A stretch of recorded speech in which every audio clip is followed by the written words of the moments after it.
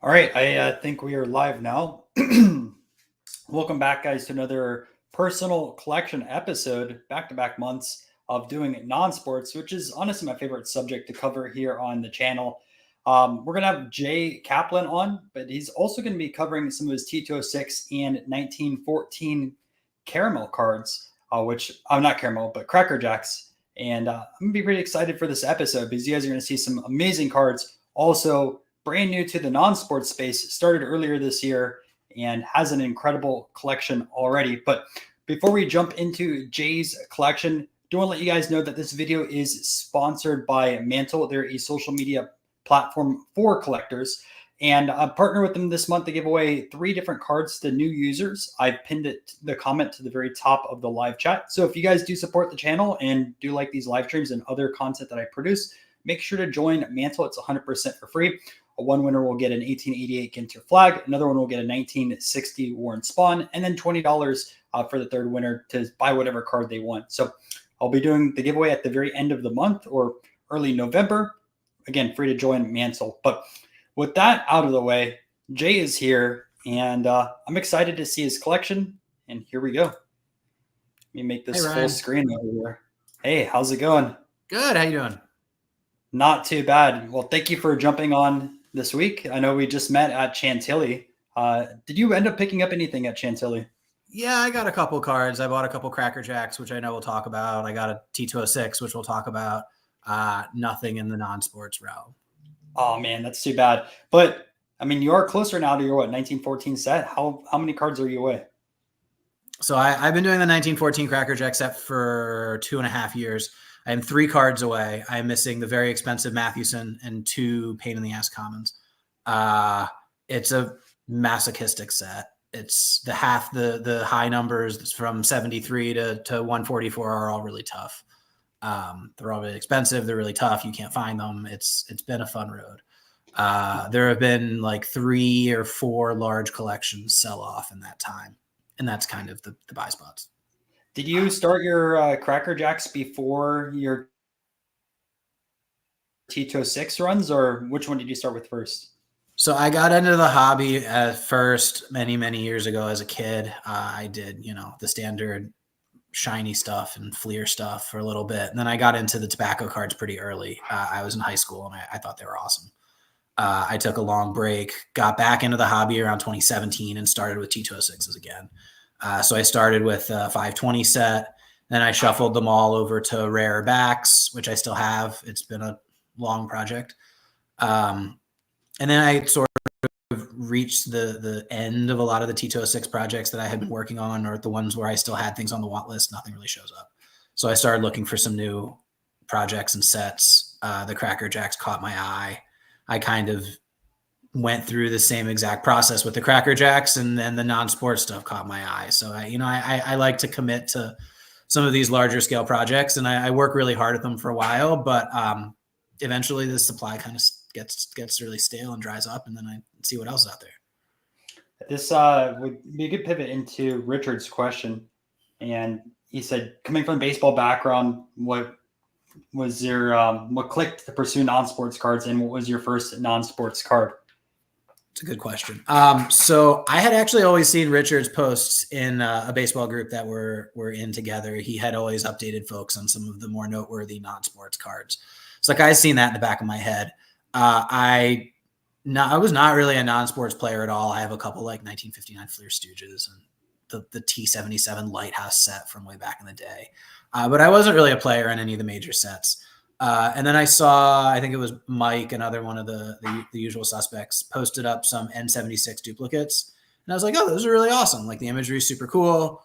Fun set that I didn't know about. I'm like, maybe I'll just jump in and see what's what with this set. They look cool. And I kind of go from there. I think on the historical figure side of things, N76s were my first set, just jumping in non-sports. But before then, I was going after different rock bands and some of the Panini Cantantes, like the 72s that would have like Led Zeppelin and Pink Floyd. I found that a lot of fun. And then just slowly dived in, like, oh, rock bands have cards. I wonder if the historical figures do. And then I saw the N76 set, and then I saw the Lone Jack Inventors, and unfortunately went down that, well, I wouldn't say unfortunately, but I went down that rabbit hole and took 4 years to build that set, and I know you're now building that one, which you're going to beat by 4 years. I am now on the inventors set. I have 7 of them. It's interesting building some of these sets where the supply is also just 0 across the board. It makes it a fun search, but it also kind of hard because you're not doing a lot of transactions on the regular. I definitely think N76s are a really good bridge for folks who are like looking for a way into non-sports. It's also easy because some of the big names like, Abraham Lincoln and such are big names, and they sell for much less than like a Cobb, which I guess is going to be crazy for all the non-sports folks to continue to hear and see. But that ought to equalize in some way. The non-sports stuff is undervalued, even spiking as it is. The names are too big. They're too cool. And too many people like history, even relative to baseball. I thought of a fun video I was going to make for the channel at one point. I think it was Time Magazine that had like the list of the 100 most influential people of all time. I wanted to map all of those to non-sports cards and like what's each of those people's best card. That'd be a great project because I want to do like a massive top 100 list of non-sports. Originally, I was going to do the top 100 cards, and I was asking in the Facebook group about it, like, what would you guys consider top 100 cards? But I've been tinkering about it over the last week or so. I'm like, should I do the top 100 like most influential figures of all time and their best card? Or should I still do the top 100 non-sports cards? Because, the top 100 non-sports cards is going to change over time. Right now, I think the non-sports hobby is very Americanized, where it's all the American icons that are really popular and the American sets, but there's still so much foreign issues that really haven't been explored yet. And partly I'd say because the grading company's not grading them, but also just the lack of information. But then I'm also thinking like, man, doing a top 100 would be also kind of epic. Maybe I would do the top 100 Americans or top 100. I don't know. I haven't decided yet, but that thought was like, man, I could make a video series into that or one full video. It'd be a lot of fun, but it's a ton of research. That would be awesome. I like the idea of top 100 people because if you do the top 100 cards, you're going to wind up with a lot of like one-of-one Lincolns and Washingtons and stuff that I haven't even heard of. I think the list is going to be cool, but it's going to be, I think, heavy towards a few big names. If you go top 100 people, you're going to pull some like really important people in history that have like but then I'm also going to run into the case. I'm not going to say every person doesn't have a card, but there are a few people out there who don't have any cards produced, or maybe they only have cards on the modern side of things. But I guess that'd be a kind of fun research project. But I don't even know how long it would take to do that top 100 list. A long while. Yes. So if you guys are watching, you want to help with that video, I would appreciate it. I think it'd be a fun one. I'm not doing it as of yet, but it's tinkering. I might make it towards the end of the year. I think it'd be a lot of fun. Jordan, you also mentioned the Grant PSA 3 sale. What was that sales price? Those grants have gone crazy over the last year. It was like $500 today for the 3. $500. Yeah, man. I still regret last year. I think I could have picked up like a 4 or 5, for like between $500 and $1,000. Should have bought it then. It's all moving. So you just got to wait another couple weeks. That is true. They do have low pops. Well, I was going to ask also, because you're going after 2 impossible sets, what do you think you're going to finish first? Your 1914 Cracker Jacks, or are you going to finish the Lone Jack Inventors? That's a tough question. I am going to say maybe the Cracker Jacks, although I don't have super confidence about either of those getting finished anytime soon. You just don't know what the Lone Jack Inventors, because it's all like 5 and under. And I have to decide that I'm going to go bonkers bidding on like an Edison and a Franklin and stuff. Well, you know that they're going to be in Tom's auction. Yeah, and everyone else is going to be going bonkers on them too. So it's just a lot of stuff's going to have to align. The Cracker Jacks are also just really special because one card I've only had a chance at legitimately one time in 2 years. Was that the Christy Mathewson the one time? No, the Mathewson showed up a couple times. I've just been really selective because it's a 6-figure card, and I want it to be the right one if I'm really going to that makes sense.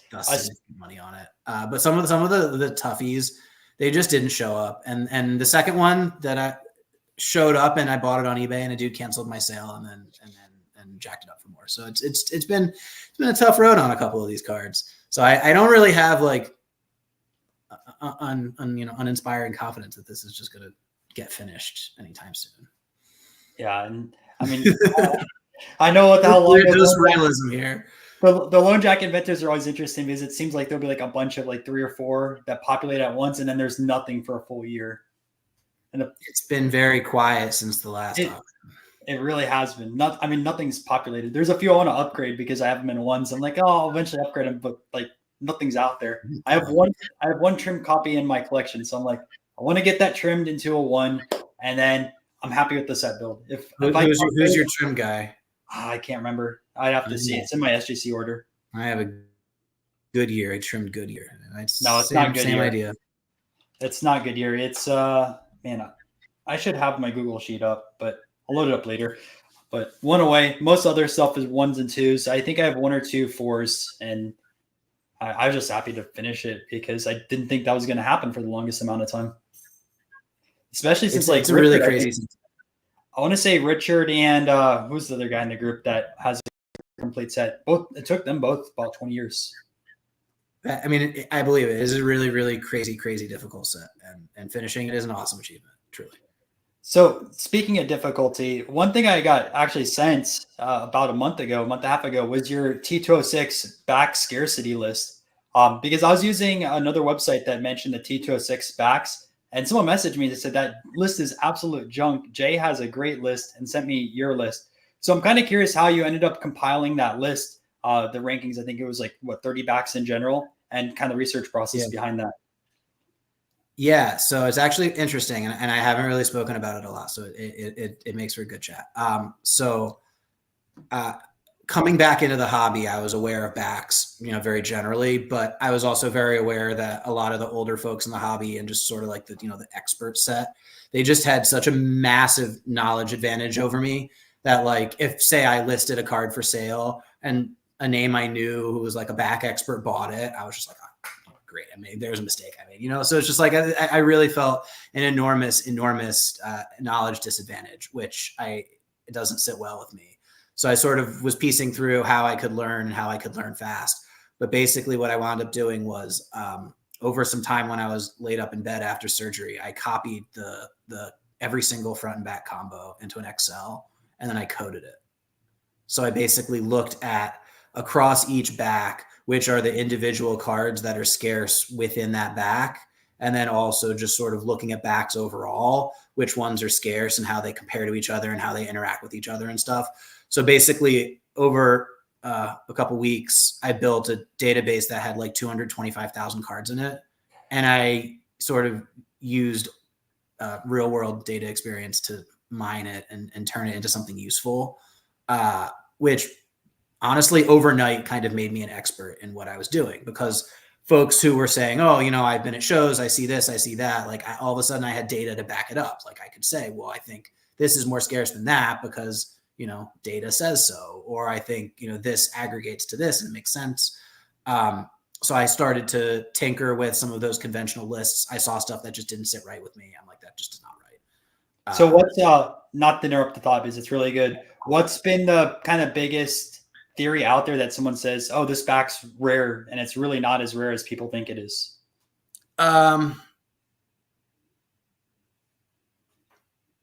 Let's start with the inverse. I would say Tolstoy's and Old Mills and American Beauty 460s can be extremely difficult, and folks don't necessarily realize that. I would say I'm not even going to pick on one single back. I'm going to say a lot of the mid-tier, like the Polar Bear and the Sovereign and the Old Mill, when they're not difficult, are not nearly as scarce as people think. And over the last, say, year, as T206 prices have started to come down, you've seen an enormous number of backs coming out of the woodwork. Large collections, unheard of collections, heard of collections, just a lot of backs. Mm-hmm. And the market got oversaturated. There was too much supply to meet the demand, and prices started to come down.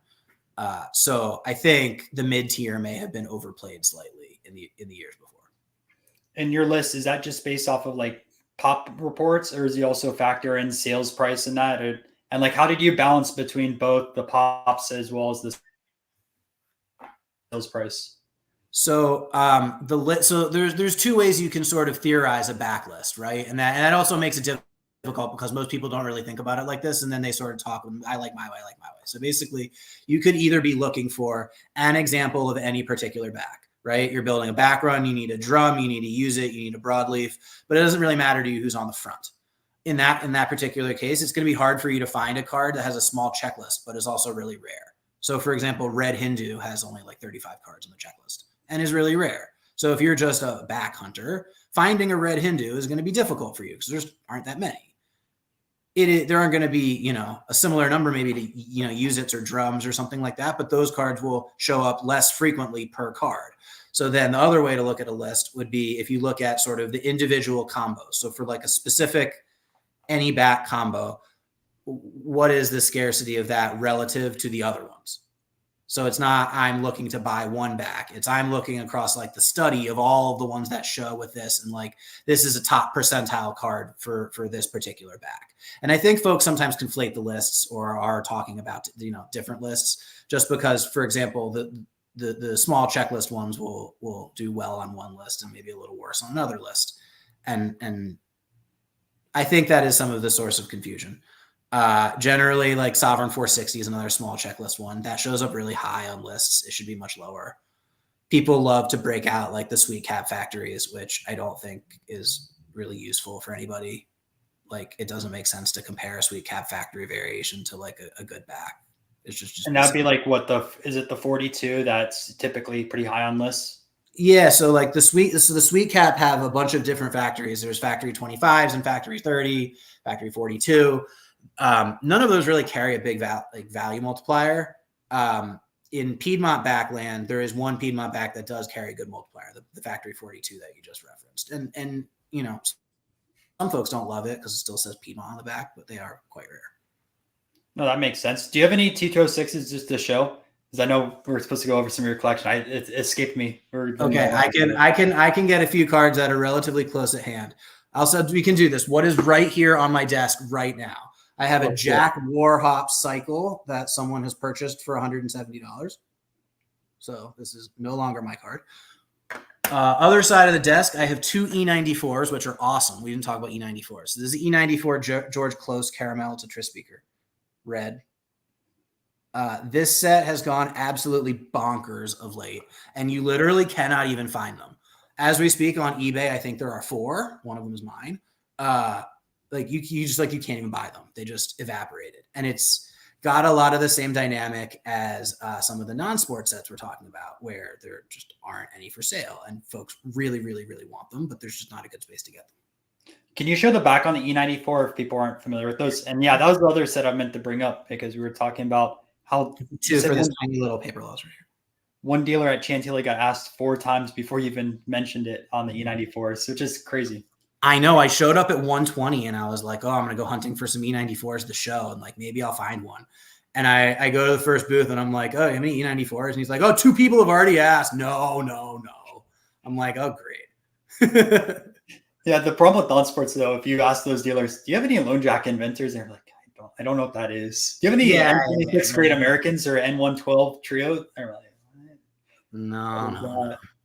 Do you have any of those nearby as well? We can go over some of the non-sports too as we cover that. I can go off camera for a second and get some non-sports stuff and be right back. Yeah, sounds good. And then I guess on the chat side of things, if you guys have other questions to bring up, I think that'd be pretty cool.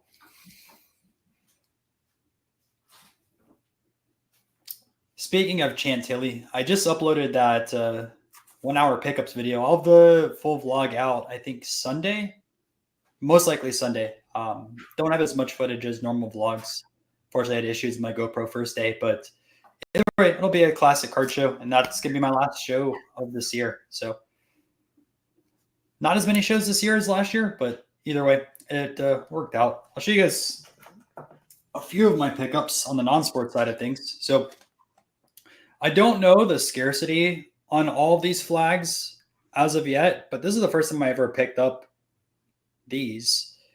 The one over here has a blink back, and it's a Cuban Cigars. And the other one has some paper loss on the front, but then it's from a pharmacy. So again, I don't know the scarcity on these. I got to do some research, and I don't even think they're well documented, but 2 more flags on that side of things. And then American flags are hot right now. Yeah, they've gone insane the last few years as well. I think any of the non-sports American flags are historical figures. And then Peter said, let's see some big CJ cards. And then see any Susinis at Chantilly? No Susinis there. Oh, actually, Alex may have had a Susini. I don't know if he did or not. I didn't look for any, but not on the non-sports side of things. Maybe he had a boxer. All right, let's take a look at some cards. All right, so I'll do a couple more baseball, and then we can switch over to non-sports. Sound good. All right, so by request, we'll do a good Cracker Jack. So this is about as good as it gets. The Joe Jackson. It's a great looking 3 too. Yeah, this is an awesome card. I don't have any other Cracker Jacks on my desk. I have a very nice green Cobb. This one has a sovereign back.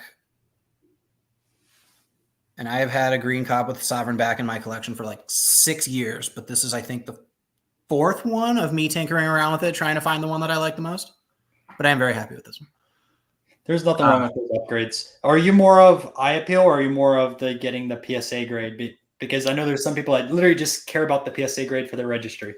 I'm about the eye appeal, but I sometimes get involved in set projects for consistency where that can be challenging, and you have to trade. You have to consider your trade-offs, because what might fit a set better may not be the most attractive card. But often you can just punt it to the future and keep both, or not make a move, or wait and find the next one. But on a lot of my sets, I usually do try for PSA just for consistency. No, that makes a lot of sense. And then you can see where you rank against the population. Yeah, I mean, the set registry is kind of fun. Like I kind of love it, but I also kind of hate it. But like I do secretly love it, because it's nice to see what's what and how you stack up against your frenemies and stuff. So, all right, one more. This is a totally run-of-the-mill Walter Johnson hands at chest that I had on display in my office because it's just very nice looking. It has a common back. Not worth a ton. It's a 4, but it just happens to be very nice looking. And you have at one point you had the run of all those Walter Johnsons, or was it the portrait? I can't remember you were mentioning it. I did. So I spent like 6 years building a Walter Johnson back run. He has 31 backs. The portrait has 12, and the hands at chest has 19. And I sort of just started taking them off one at a time. It was like slow and often tedious because I wasn't really making a lot of pickups. But so it's sort of like huffing it through the tough backs and the mid tier and the tougher mid tier on the hands at chest. And then all of the good ones kind of just started to fall into place. And someone discovered a broadleaf, and I was able to make a private deal during COVID. And then someone discovered a drum, and I was able to make a private deal earlier this year. So I did piece a back run together. I had it together for a time earlier this year, and then I started to sell off some of the easier backs to allocate money to other projects. So I do not currently have a complete back run, but I have what I view as like the good ones. So if I want to sort of blow the run back up, I'm going to need to allot a bunch of money and some time, but I could probably fill it back in within like 6 months. And was that drum the last tough back for you, or was there another one? No, it was my last back over. I was sitting there missing the drum for at least a year, where I had 30 of 31. And each time I got one closer, I'm just like, oh, whatever, this is done. This is fine. Like, I'm never going to get the next ones. And then something would show up and I'd be like, oh, great. Like, how can I contort and, push and prod and figure out a way to get this one? A lot of stars aligned, but it was an awesome project. Inordinately expensive, but awesome project. Expensive on the time too, man, because I couldn't just imagine piecing all the backs for one individual pose. It's a really, really fun project, and I know a lot of T206 people get involved in it with like folks that they like. It's a good way to push yourself to assemble all the backs or have an example of each of the backs if the guy's in the front, somebody you care about. Walter Johnson's sort of a interesting guy for me. He's local. My high school is Walter Johnson High School. My dad and wife both went there. His ranch was where the school is. So he's a really popular local guy. Oh man, that's an awesome high school name though, I have to say. And the other one, the next district over is Winston Churchill High School. You have some great high school names over there. Strong high school names, yeah. Let's if anyone else has any other baseball questions, put in the chat, but let's talk some non-sports and take a look at those. So I'm going to start with the N112s, which I love. They're amazing. So I got into N76s first, and Harry, who's one of the well-known folks in the non-sports world, kind of was like, "Hey, you should look at these N112s too." I'm like, I'm another set with $500 commons. Like, God, like, no, thank you. But he's like, "Oh, they're really tough. Like, you should look at them." And I fell in line. I'm like, okay. So I started ticking them off one at a time. And this is an incredibly difficult set that has like 75 cards graded between PSA and SGC. Yeah, they're way tougher than the singles. They're really hard. So I just sort of been picking up anywhere, any way I can whenever they've showed up. I have 9 of 16 of the set here with me, and a 10th is in the mail. Unfortunately, didn't show up today. But this is Mr. Washington. A couple little spots on the front, but really nice looking. Jefferson. This one's a 3. Really good grade. Lincoln. 2.5.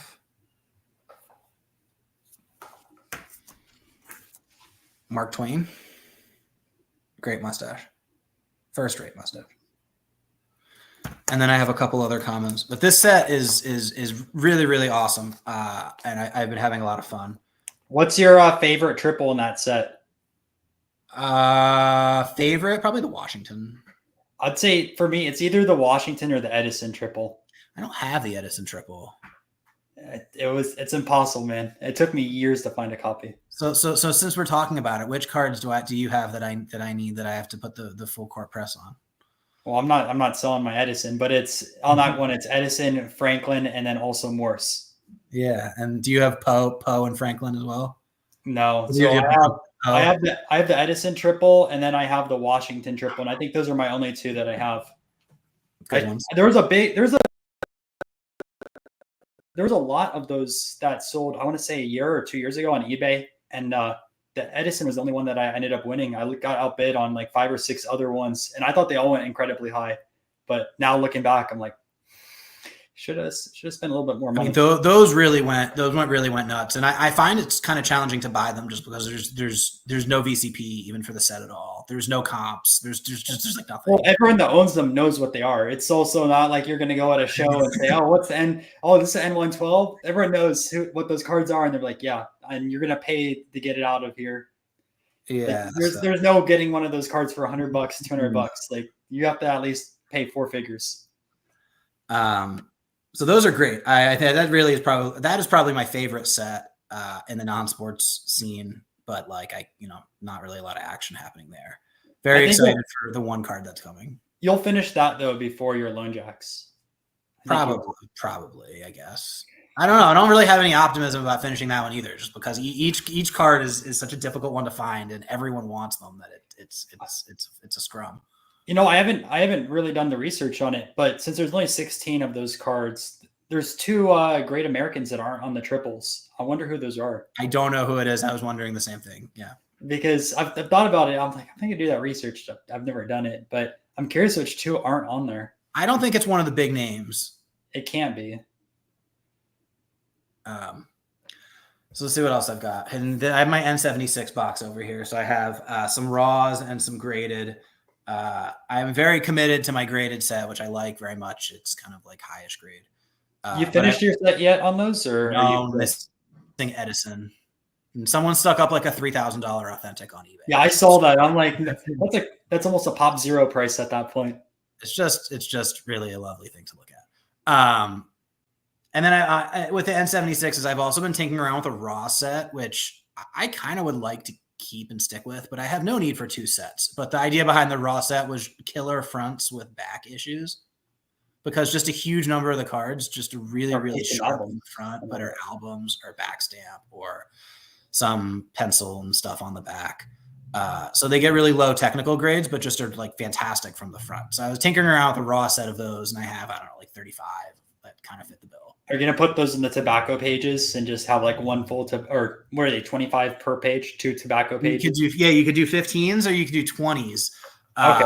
And I have a binder of like random non-sports oddities and stuff that set like certainly doesn't fit in because there are dollar cards in there. But it's really cool. I mean, like they just here. Let me see if I can find a couple that are like really nice. So here, like this is just an amazing card.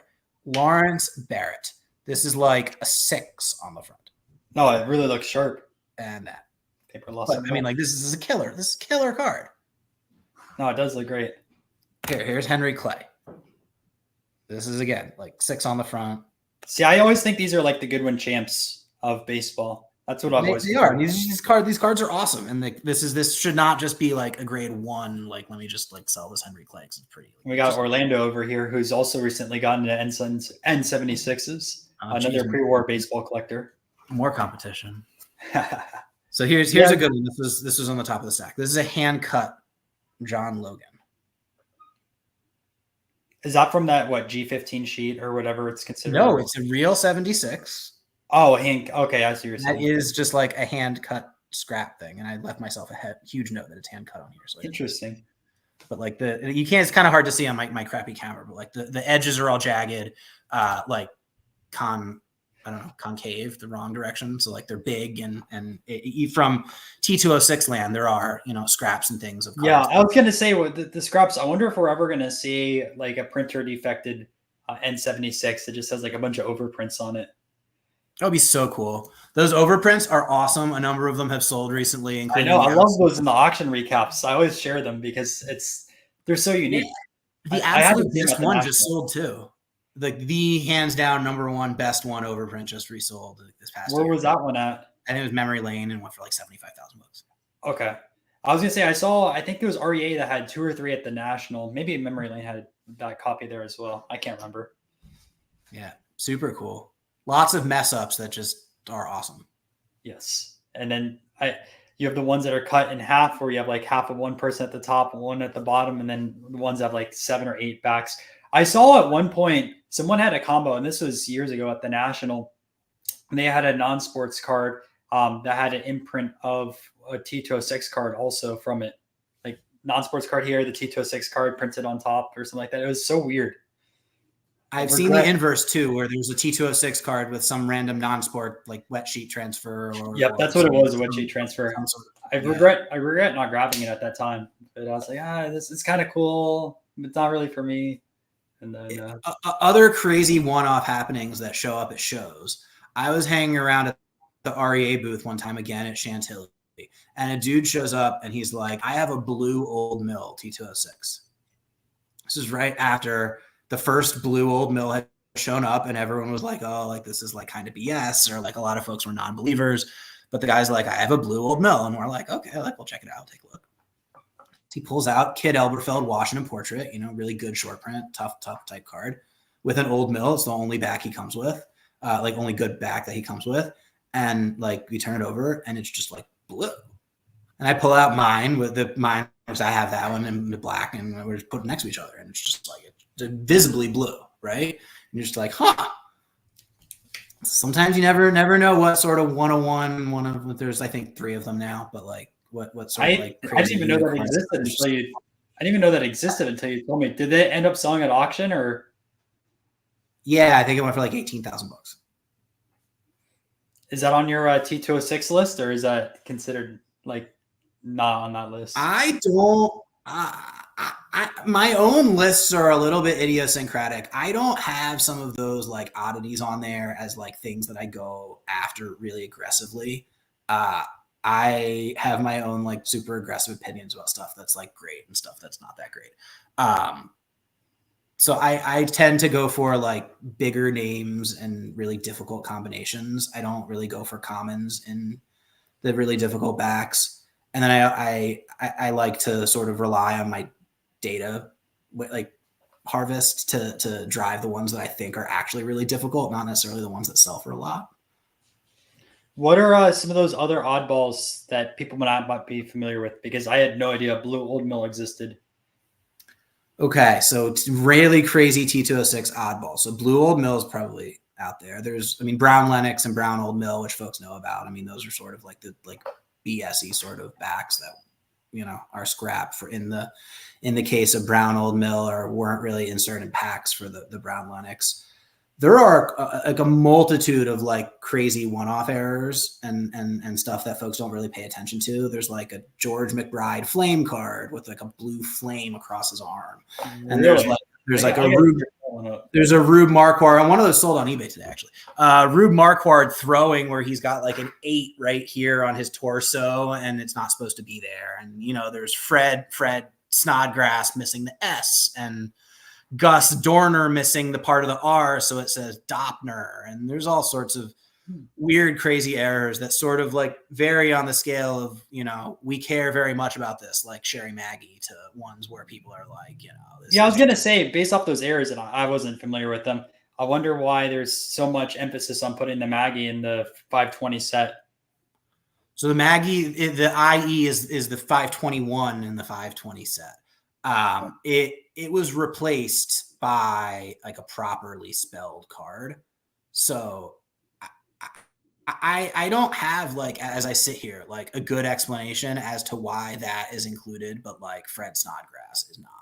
I mean, I guess you could make the argument like one was an official card that was corrected and one is just like a goof from the factory. But in T205 land, and some of my friends know this, I have this like incredibly aggressive opinion about some of the cards. And like there are all sorts of weird like variants in T205 land that nobody pays attention to, but everybody is obsessed with the cycle one. The cycle one. I was gonna say literally 0 cents, and it gets I get really fired up about this one because there's like a whole bunch of cards. There's like a Fred Snodgrass that fits the exact same profile that's missing a period that nobody cares about. But like, of course, nobody cares about the Snodgrass, and we've just insert the Mathewson into the set so that it's now magically a part of the set. But you know, variants. Is there any other bigger names in the T205 set, like a Christy Mathewson level, or maybe a little bit lower, or Hall of Famers that have error cards that people don't really care about? No, because when they're big names, people care about them, right? Like when it's Cobb with a Cobb back, everybody's super obsessed with it. Yes, right. I know that's one that you're kind of controversial on. You're like, I don't love that as much as the hobby. I don't love that one. The pop has gone significantly up, and you can get. Like there are many other Cobb combos that are much lower in combined pop, but like, you know, I've been surprised how many have sold the last year or so. I think there's been 3 that have sold. Cobb. Yeah, a couple have shown up. I think there's a recent discovery of one more, and the folks that found the 7, the Matchbox, also found one more too. So did they really find another one? Yeah, they said they were going to keep that one. I mean, they did already well enough on the 7, so I don't blame them. Yeah, they did quite well. I couldn't even imagine finding 7 just comebacks like that. And there's so many crazy ones, right? Did you hear about the Wilt Chamberlain? And you should do a video on all these crazy ones. Oh, on the 10. So and just got crossed over too. Yeah, to a PSA. I know one of the guys at the card shop that ended up getting it submitted. Really awesome guy. If you find $1 million Wilt Chamberlain just like behind a wall in a grocery store, like, man, I gotta check what I love though is all the uneducated comments. People are saying, I can't believe they graded a fake Wilt Chamberlain. It's like, dude, like at PSA's level and how many 1961 or PSA or SGC at their level with how many 1961 Fleers that they've had in their system, there is no way they messed that up. Like that is a legitimate real card. Yeah, and like, I mean, you got to figure that once you're talking that kind of money, like it's getting seen by a couple people, like not just like college intern graders right before it heads out. So like, I mean, yeah, I mean, but you see that all the time, right? Like if folks make a posting like, "Is this real?" I mean, it doesn't matter if the card literally, like, I mean, has like this unsmoked cigarettes next to it. I mean, you're gonna have a third of the people who are just like, "No, it's raw, it's fake, it can't be real." Got to send that in before you. You're always gonna have to think about it. Yes, but then you also have the "Is it real?" post, and someone just grabs a $5 Etsy copy of like a 1961 Fleer, and it's like glossy, and you're like, "Is this a real Wilt Chamberlain?" You're like. Listen, man, you could photo match that 10 was the real deal. That was awesome. I know, it was amazing. Fine. Really awesome. And it has to be the nicest 10 out there. I don't know what the other PSA 10s look like, but I mean, I would hope they're decent. I got a few other comments over here too. Yeah. Let's see. Brandon thinks it's a possible proof of Old Mill. Could be. Definitely could be. The Battery says, I don't really think of most printing errors as variation. To me, they're incomplete cards. I mean, I see them as like a variant of whatever the set card is. And they're cool. And they ought to be included in like some sort of a master set or something. But Do PSA and SGC label it on those cards, like when they're the one-off errors, or do they just grade them as normal? Well, only on the cycle 1 loss.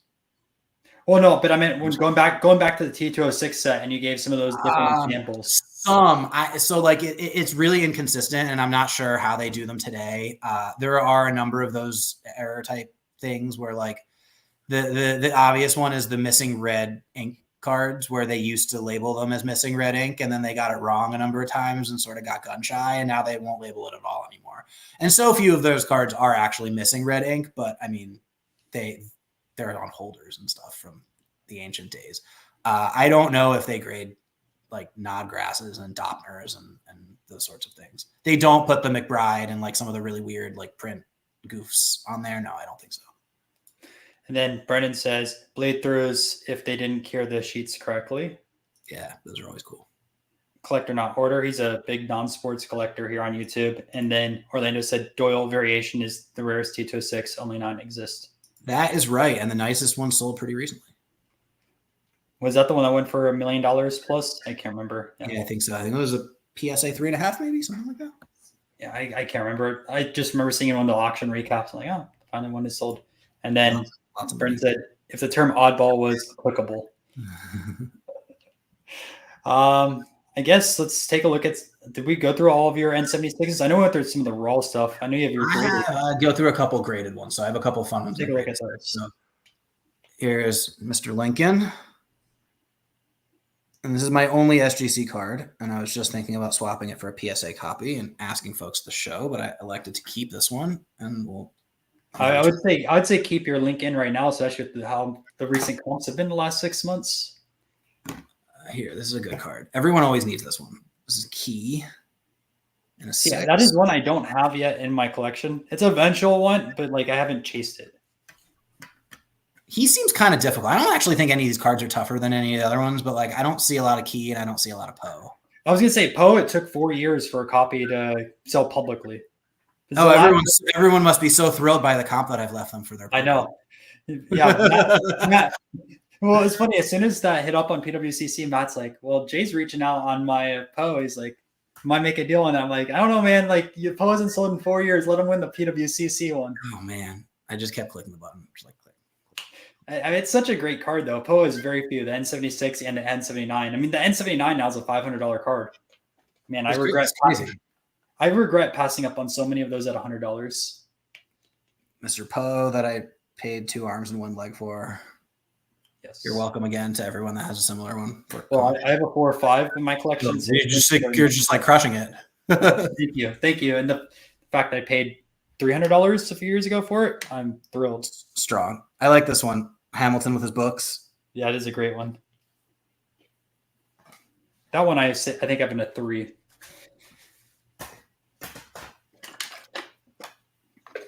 Some commons. There's a big box of N76s. They're really awesome. You have what, 100 now, you said? Or something I have about 100. I have about 100, like somewhere between 90 and 100. When I get going on some of these sets, I like to sort of accumulate so I have some extras to trade and sell. There's only one variant, though, in the N76 set that's been documented. I think it's Feature. Yes. They're looking both ways. And I don't even know how many pop report, but I don't think they've been reporting on it for the longest amount of time. So from when I looked, there were very few. It was like 1 or 2, but I don't have any sense that that's reliable. And I have never seen one sell in my many months of doing this. Like 4 months. I generally think they've graded them the same for the longest amount of time. And then eventually someone pointed it out. It seems like the type of error or variant or whatever we're calling them, where like you could find one lurking quietly. Either way. So that happens in Cracker Jack sometimes. So the Cracker Jack. I'll be curious if there's ever any N112 variants. That'll be fun. That would be awesome. So like in Cracker Jacks, though, for example, you can't tell 14 from 15 from the front. You have to look at the back. And the cheat way is to see if the front is upside down or right side up. You can also look in the fine print and see like how many cards it says are in the set. But on the horizontals, it's really confusing which way to turn it over. So the grading companies mess this up like a really large percentage. I see it all the time. It's like a huge mess up on the horizontals, and it's just because like you can't tell because the card situates like this. You don't know to turn it this way or to turn it this way when I'm cheating to see what year it's from, and it's all goofy. So like they do a great job. Like I actually am of the opinion that the grading companies do a rather good job for the enormous number of cards they see, but like they make errors from time. It's the easy mess ups. We're gonna find a beacher one. We're gonna find a beacher one day. Yeah, it's the weird one. It's like, how do you mess that up sometimes? Yeah, I mean, well, scale. Oh yeah. I mean, at the point of grading millions of cards every year, it's gonna happen. What else is fun in my set here? Very, very supremely damaged George Washington that nobody seems to want to buy from me. Yes, someone will. I mean, someone will. It has a lovely face. I was gonna say it's like partially missing some neck. His neck is cut off right over there. The Brits got him. The Brits got him exactly. So what's lurking? What's lurking in your collection that you're working on? I guess everybody on the video knows this. I don't know this. What are you building? You were in Chantilly buying everything under the sun. Well, I was just buying cheap cards. So I was just gonna send them out to ComC and call it a day. But I'll show you what I picked up. I mean, this was, I don't know if I showed you this one. This was my big pickup at the show. Oh, you did tell me that. Yeah. It's the more difficult version of what it looks like. Yeah, because of the ATC back over there. So most likely it was an Australian issue. I got to check my Australian book. I have a book over there that has ATC cards from Australia. I haven't had a chance yet. I'm thinking it's Australia because I haven't seen this over in the UK. And I feel like if it was distributed over in the UK, I would at least have seen one on UK eBay sellers or at least the shows I've been to, but I've not seen this over there. So my assumption is it's Australia. I showed this a little bit earlier in the video, but I finally grabbed this card. One is blank, but has dentist back? Oh, that's cool. And then the other one has the advertisement there for Cuban cigars, but it's a blank back. I have no idea the scarcity on all of these. I don't even think they're that documented as of yet. So I got to do some research on those. The other things for PC wise, I think that was it for collection. Yeah, I mean, you said the UK and it jogged my memory on a fun one, so I don't have it on my shelf, which I usually do. And that Grant was my other pickup. That's cool. So I didn't have this skinny Grant yet, and pick it up and get that graded. So I was gonna say one of the cards on my shelf that I don't have on my shelf at the moment is my T215 Pirate back, which is I was gonna say that is a phenomenal card. I do have a lot of Pirate non-sports cards, but I don't think they have the interest as much as the not really the sixes, but the baseball imagery. Yeah, I'm sorry for 1 second. No, you're good. Making sure nothing's blowing up upstairs in my house as I hang out with you all talking about baseball cards. So the Pirates are awesome. So I'll talk 2 minutes about the Pirates because they're really cool. And then I'll make my standard couple pirate jokes. So I don't actually know a ton about the set, but they're like impossible to find. And I spent 4 years looking for one and was able to sweet talk my friend into selling me his Frank Chance. That's a good one to get too. It is one, maybe the best one that's sort of floating around out there. There are, by my count, 14 baseball Pirates floating around in the wild. There's also one complete set of 99 that a hedge fund guy owns. And he bought a 98 of 99 lot from Mastro 18 years ago for $1 million. What? And then found the last card to finish the set. So he has a complete set of Pirates. And then Sir Edward Wharton Tiger, who's a big name in the non-sports world, also had an unknown number of Pirates in his collection, which he donated to the British Museum. And despite my communications with the British Museum, they are unwilling to figure out how many they have. So the British Museum also has an unknown number of Pirates. Is that? We don't know how many.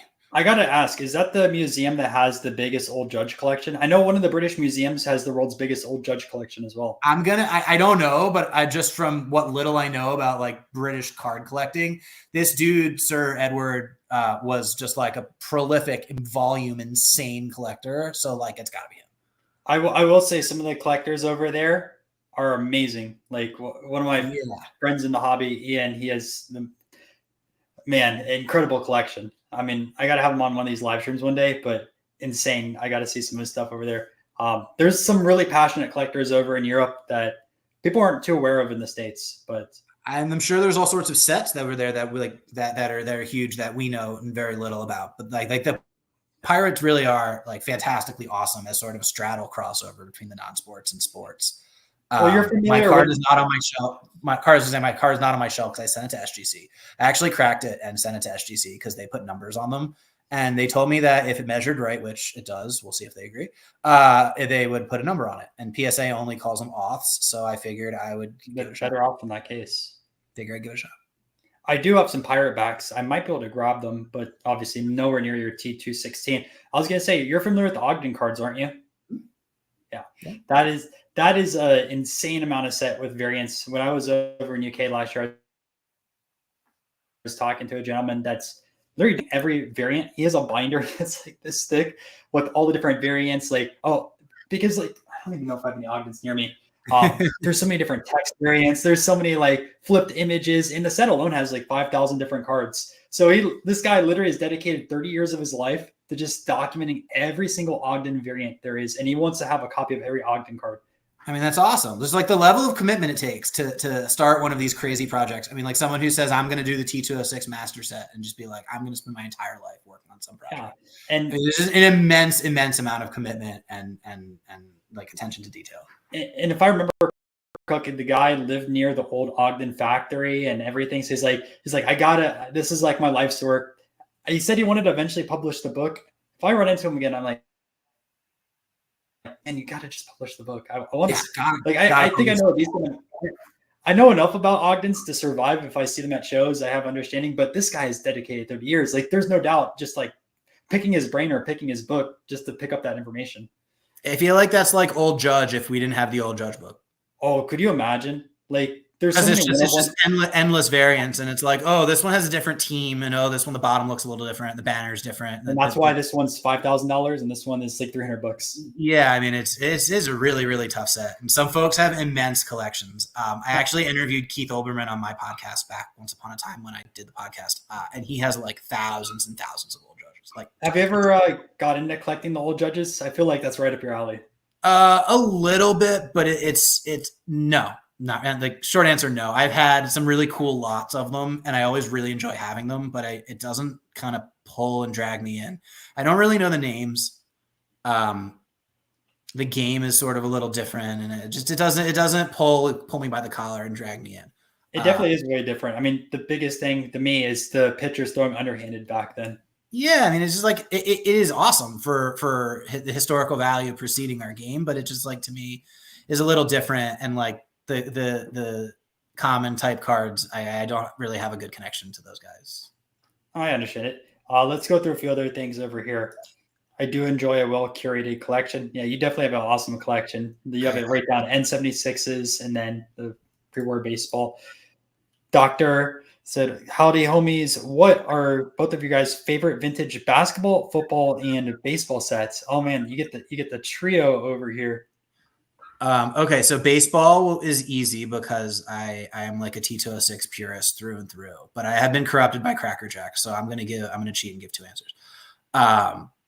Basketball, I'm gonna go with the 69 Tall Boys because those are awesome. And football, I am very unfamiliar with football, but the early 50s has some really, really awesome imagery of some of like the old Commanders that I can't say their original team name from my local area that are really awesome.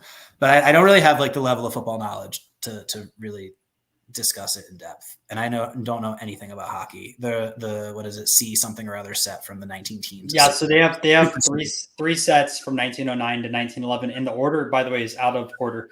It's like, I mean, I can't remember. Let me look this up real quick. 1909 hockey sets. Yeah, C40. I don't know. No, I don't have it. It is hold on, let's see. I just Googled this. I know what it's going to be at. I'll just have to put PSA in there just to see the card names.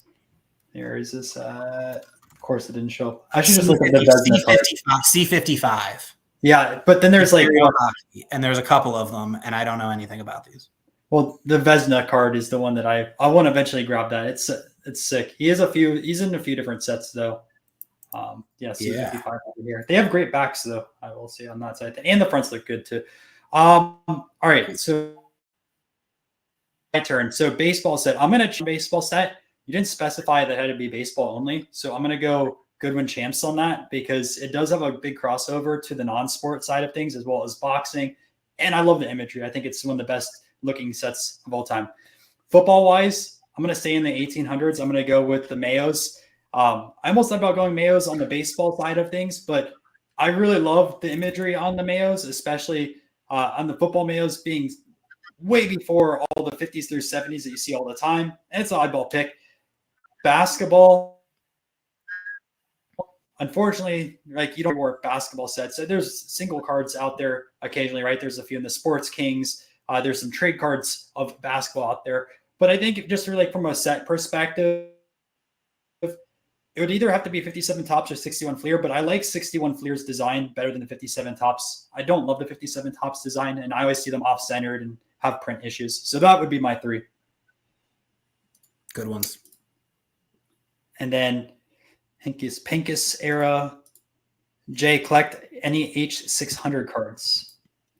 And while you answer that one, I'm going to see if I have any of the pirate backs because I think I have a few that are out. Let me see. I do not have any H600s. I've seen those around, and it's a little bit hard for me to get into sort of one-off non-sports cards just because I don't really know anything. And as Ryan is sort of trying to rectify, there's not a lot of information out there. So it's hard to dive in when there's not a lot of comps, not a lot of information.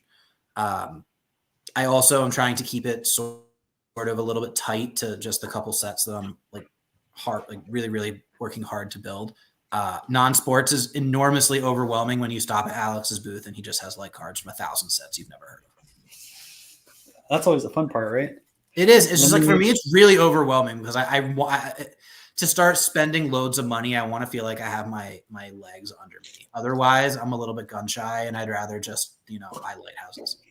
But see, like you always discover new stuff. Like I had no idea about that Indian set. I'm hoping they're in here. I don't know if they are or not. This is just like non-sports I haven't had a chance to organize yet, and I'm pretty sure I threw them in there. I have some Ginter flags. Man, I hope they are.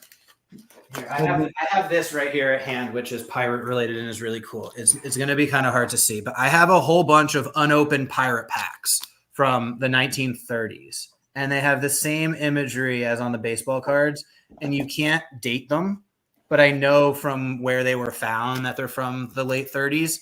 And they still have cigarettes in them, and they do not come with cards, but they have the awesome imagery.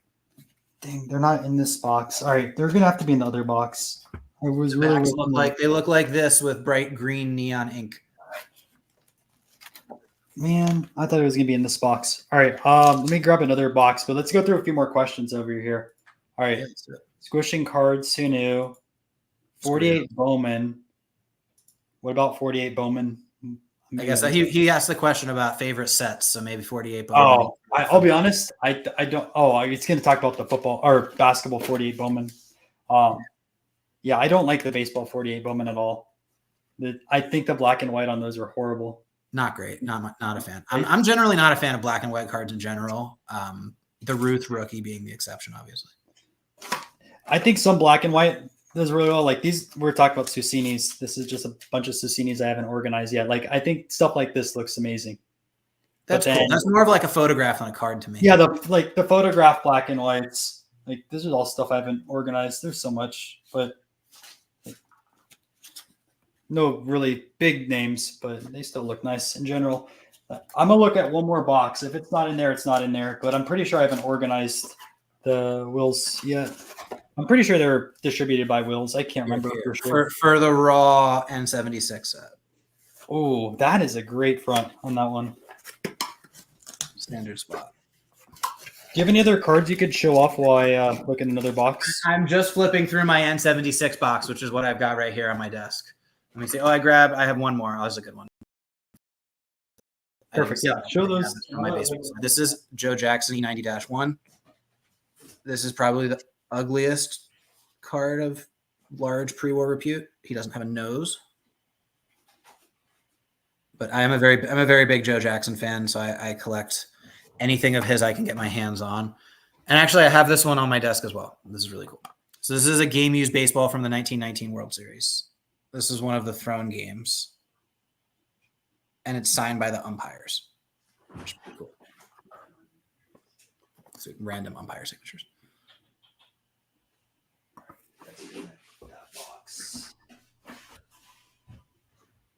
I'm checking 2 more boxes. If it's not in there, it's not in there. But I'm really hoping.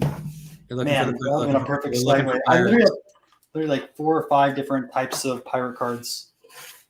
So I'm I hoping. didn't even know they came with that many different sets. Oh, there's a ton of sets. If I remember correctly, it was Will's that had the license or something like that to produce them over there. Yeah, WD and HO Wills. Bristol, Yeah. Bristol and London. Will's is a huge manufacturer in the UK.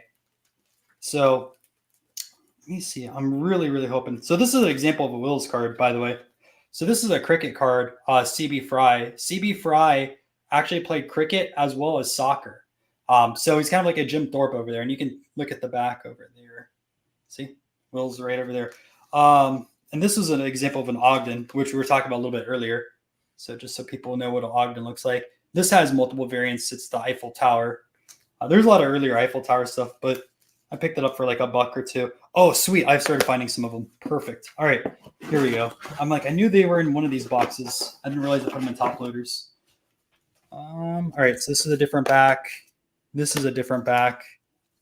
Let me see. How many different backs here? We can just go over these. So this is an example. These aren't too expensive.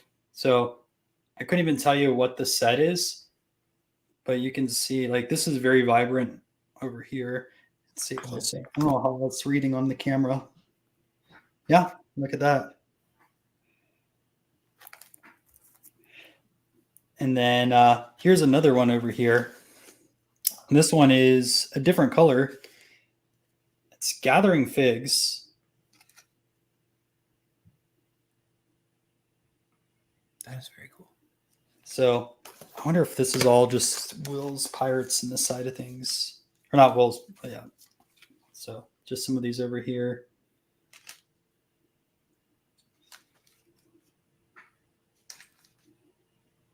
So these are the Parliament, or not Parliament one. These are historical buildings. Unfortunately, there wasn't any of the U.S. when I bought these, but what's kind of cool, there's a golf collector that has some golf cards like that. So I don't know why they issued golf cards over there. I didn't think golf was popular in the 1900s over in China, but very cool. See, more things that I don't even know exist. Some other ones. Yeah, there's a ton of non-sports sets. So here's those. Nothing really too spectacular, though. Unfortunately, they don't have any historical figures on that specific release. I want to say there's also a set. It's called Murai, Murei, I want to say. I can't remember if it's China or Japan that has some historical figures from the 1900s. There's a McKinley in that set, but I don't think those are the pirate backs. I can't remember. But regardless, beyond just that baseball set, some of the non-sports, what they look like. I was like, I know I had to share those when you were showing that. Let me put these away. It was a fun chase looking for that baseball pirate. No, it definitely is. Then one actually sold recently in a British auction house, sort of very nondescript, and I didn't even know about it, and it still sold for around the right price. And like nobody knew about it, so it did. How much did it sell for? It's like $20K. And nobody knew about it. It's insane. How many do you think are still in China and just haven't made it over to the States? So I'm not sure if the baseball ones are tied to China or if they're tied to the Philippines. I think they may be tied to the Philippines, although I think it was all sort of like a British overseas territory type of cigarette. So I mean, I don't know if they might turn up in like. It's gonna be at a Philippines flea market. I don't know. I don't have a good sense for like whether something like that is just hidden out there or if it's just not like it's too rare. Yeah, I mean, we're gonna hear a story one day. Someone went to Philippines on vacation, bought like a scrapbook, and you're gonna find like 30 of those in there. The Incredible. hottest That would be very incredible. Not even for the dollars, but just for the significance of for the just find, the because finding of it. they don't exist. Do they have any idea what the tobacco cigarette packs look like for the baseball ones? I know the ones you showed are probably non-sports, They're but literally exactly the same. are they exactly the same? You can't date them. So there are some packs that are allegedly graded and dated, but like as far as I know from the pack experts, you can't date them at all because they don't come with a tax stamp or anything. And there is a later generation of the pack layout from like the 40s, so you can tell when that changed over. But like I don't think there's a way to tell one is from 1911 and might have had a baseball card in it, or mine, which are from like 25 years later. Matt says, "Bro, you should have posted this in the group. I forgot, dude. I posted this today in the group, and no one responded back to it. Womp womp. I know. Only question I got was from Richard. I was like, people ask questions. Like this is for the education side of things. People complain All right, about man. I'll come back if you have questions. It'll be a good second episode to see where your non-sports journey goes in another year. Because you've only been doing non-sports, what, 6 months? It's been a couple months. I would say 4 or 5 something. I don't have a good sense, but it's been like a mid single digit number of months. And I've gone pretty aggressively. Like once I jumped in, I did jump in pretty hard. I'm still gonna be curious what the next set you're gonna go after. I'm gonna be curious. So I have a couple other sets I tinkered around with. I have N19 Pirates, which is mostly complete. Okay, good. I was like, I want to win. I want to win a Blackbeard in Tom's auction. So please don't outbid me on that one. Oh, there's I think 1 or 2. It was really good, really nice one supposedly. And then I also have the N78 History of the General booklets. I have this killer all SGC graded set, which I actually have listed for sale. And I would prefer to have the set, I think, raw, because like those are booklets. I'd like to maybe like flip through them and try not to destroy them. Speaking of such, I might have one of those booklets on the side. Because it's one of They're really, really cool. And they have like 16 pages inside. So it's just not the set that I desire to have graded. Yeah. There we go. And they're really cool. So I for me personally, I'd do that set raw. So this is just probably terrible condition on this copy, but I don't want it to fall apart. There's a staple on each of these as well, just to show you guys. And the staples are always rusted and destroyed. But the book's open. There's like a fake signature, a little checklist, and then a long form history in Old English. Yeah, so you guys can see. It's a little to the left. Yeah. Yeah. So it's just really cool, and to me, that would be one I would want to touch and look at. So I've tinkered around with some of these other sets, but they don't have the staying power to me that I'm going to want to fight over these commons to set build. The bigger names I see more. See, I see you jumping into the N79s next. The History of Poor Boys, because it has a lot of the N76s in there. It is. I've looked at those.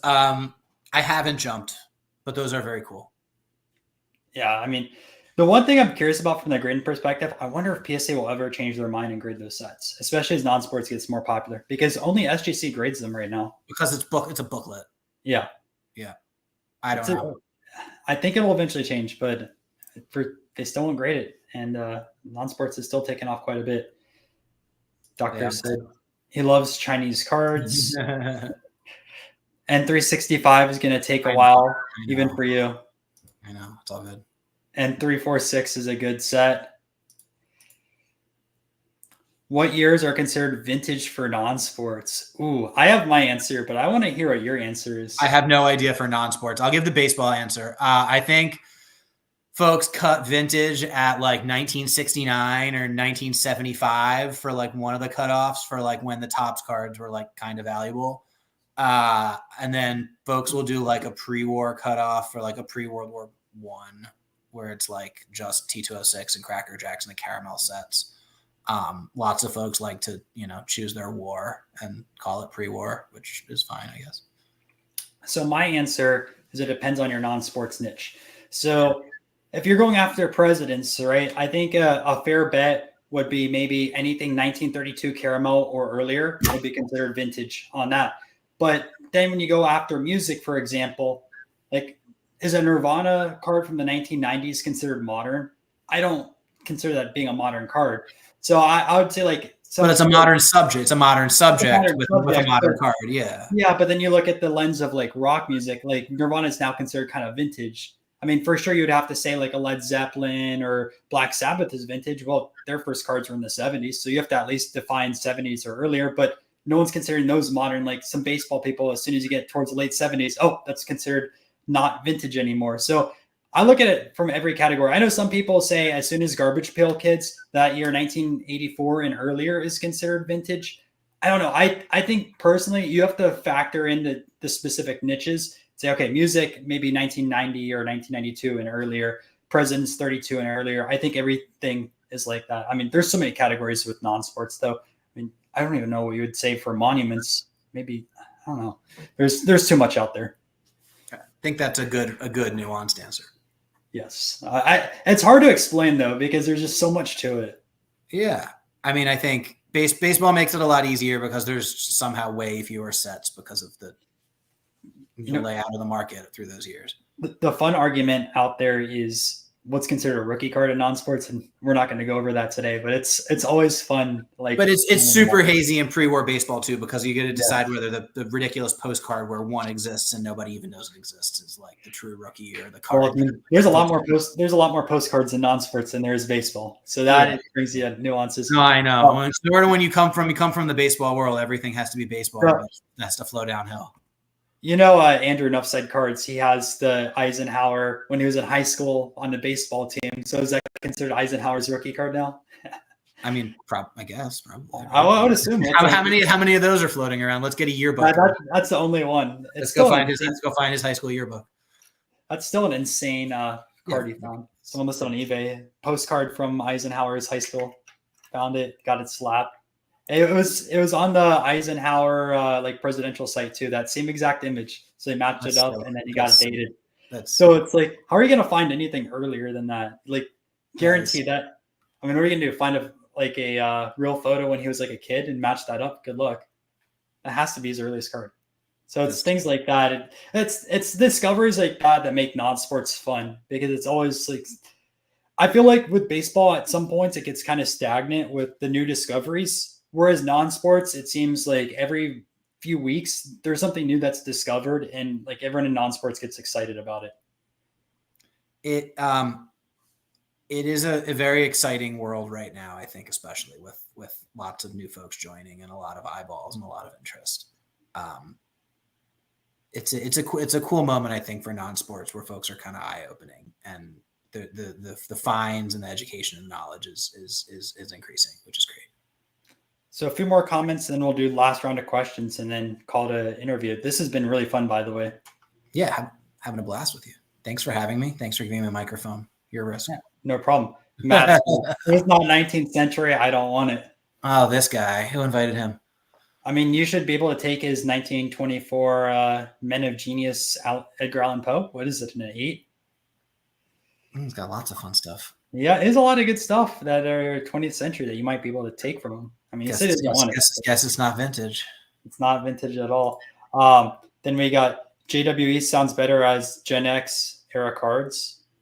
Oh, Junk Wax era sounds better as Gen X era cards. I think that's what we meant. Junk Wax, yeah. Yeah.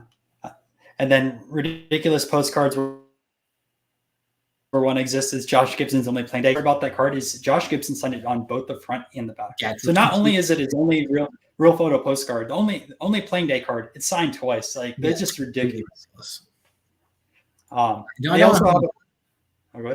said I don't know who owns that. Really? I feel like what did it sell for? Like 100,000 in 2006 or something like that? Something like that, yeah. I wonder if that would outsell Wagner today. I would think it would. Low end Wagner just went for like $3 million for one, so I don't know. They've gone up an enormous amount. I mean, now that Josh Gibson included, what do you think? I mean, I don't know. It would be tough to say. I don't think that guy's selling his Josh Gibson, but I feel like there could be some big dogs that go after that card. Yeah, that card would for sure sell for 7 figures. Then let's see. That Wagner Golden is selling as his true rookie, according to them. But so that's another example. It's just like they found another card that no one had ever heard of that was from a year earlier than the last rookie. And was this the copy that Tyson owned? Apparently Tyson owned it or something like that, or was that a different one? I don't know. Which is But I did see this, and it was selling for a whole bundle of money at Golden, and I had never even seen it before. I didn't know it existed. Do you guys consider 1941 pre-war? Also, shouldn't pre-World War, I think, one, he meant to say, be considered pre-war or pre-war squared or super pre-war? That's what I'm saying. Pick your war. Well, you know, the funny thing is, once you go international, there's so many other wars out there, so it's kind of an ambiguous saying. Oh, I know. Yeah, call it pre-war and post something from the 80s and say we're to a pre-Gulf War or something crazy. Yeah, there you go. I mean, I think it's all people deciding what ridiculous eras they want to collect and what is not cool enough for them and outside the era. I think that would aggravate a lot of people in some of these Facebook groups. It's technically pre-war. You didn't specify what war. Just like every person who makes a Hall of Famers post includes like a Hal Chase or something. I mean, it's just like there's always the Facebook post. Yeah, he still sells really well, though. Of course, popular guy. He is. And then my dad said yearbooks of celebrities are way underrated. There was a dealer that had a Jackie Robinson yearbook at the National. Awesome. Hey, live stream excellence. Appreciate it. And then think definitely fetch over 1 million. Yeah, it's hard to say if it goes for 1 million or 5 million. Like, is someone just going to go, I'm buying this no matter what? It starts to become one of those types of collectibles that's like a cross section between baseball, but it also bridges into like American civil rights and Americana. So like you might pull. That's why I think it would outsell the Wagner. Really might. And then pre-war-ish. Yeah, that's a new term, pre-war-ish. And then when I first started in baseball, I thought pre-war was World War I. You know, the first time I heard that saying, I really think that. I think that is the case still actively as we sit here.